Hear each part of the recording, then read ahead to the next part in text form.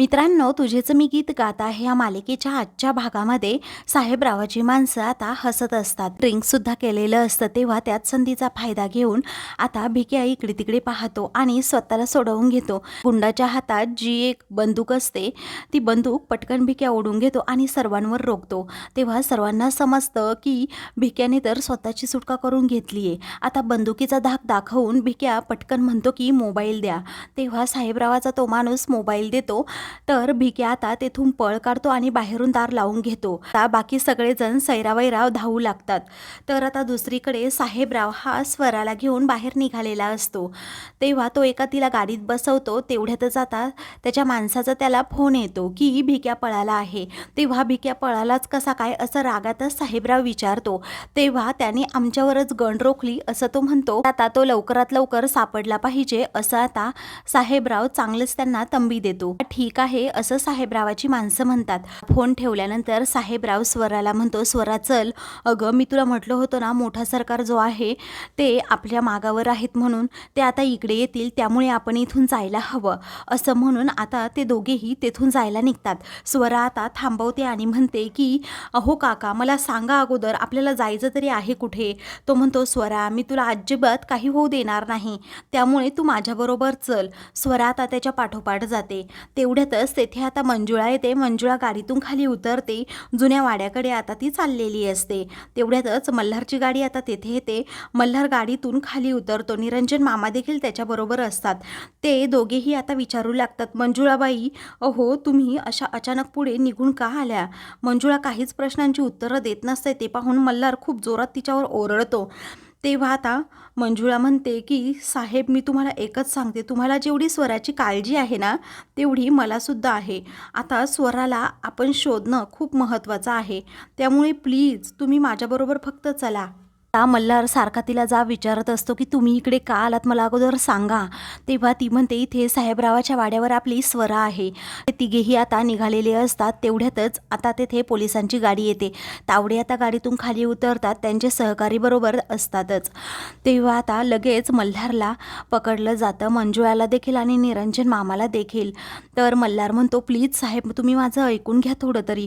अहो स्वरा इथेच आहे मागे, आपण तिला घेऊन जाऊयात, प्लीज तुम्ही काहीतरी करा.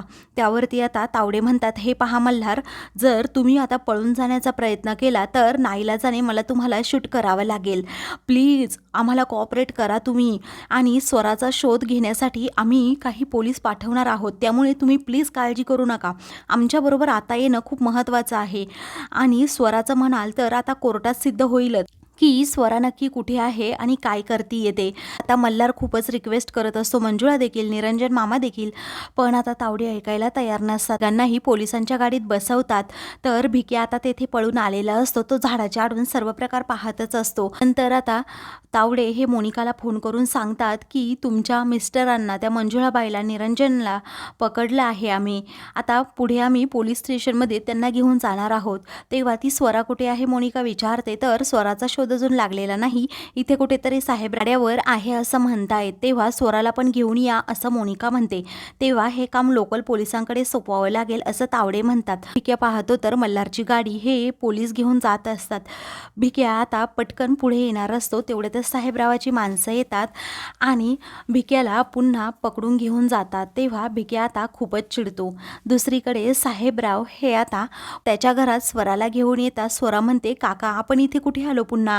तेव्हा साहेबराव म्हणतो, आपण इथे सेफ आहोत, अगं कुणी आलं तर आपण इथे लपून तरी बसू शकतो. तेव्हा स्वरा ठीक आहे असं म्हणते, पण ती आता घाबरलेली असते.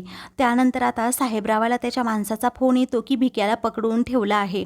तेव्हा आता साहेबराव खुश होतो आणि लगेच तिकडून जातो. स्वरा देवाचे आभार मानते आणि म्हणते, बरं झालं, सगळे काका मला चांगलेच भेटले आहेत, माझी किती काळजी करतायत. इकडे साहेबराव हा बाहेर येतो आणि विचारतो, काय रे, तुम्हाला इकडे असं लवकर बोलवून का घेतलं. त्या मुलीला मी तिथे आतमध्ये कसं बसं थांबवून ठेवलंय, बरोबर अगदी गोड गोड बोलून तिचा विश्वास मी संपादन केलाय. तेव्हा आता तो माणूस म्हणतो की साहेबराव तुम्हाला कुणीतरी भेटायला आलंय. तेव्हा ह्यावेळी आता कोण भेटायला आलं असं तो विचारतो.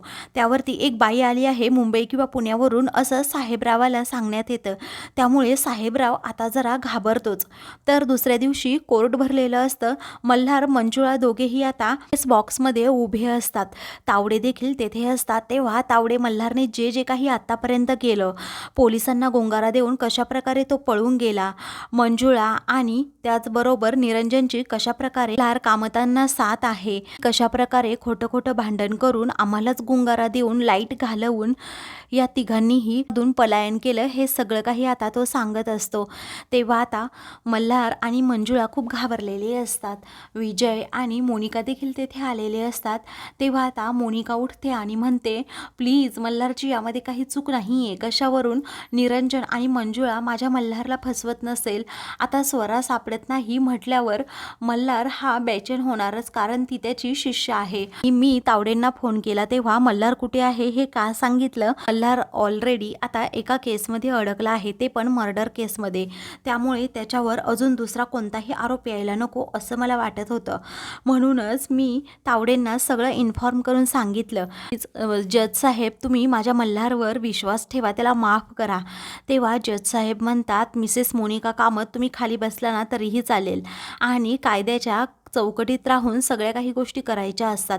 तुम्हाला जर काही सांगायचं असेल तर विटनेस बॉक्समध्ये येऊन सांगा, नाहीतर उगीच कोर्टाचा वेळ वाया घालवू नका, असं म्हणून आता ते मोनिकाला गप्प करतात.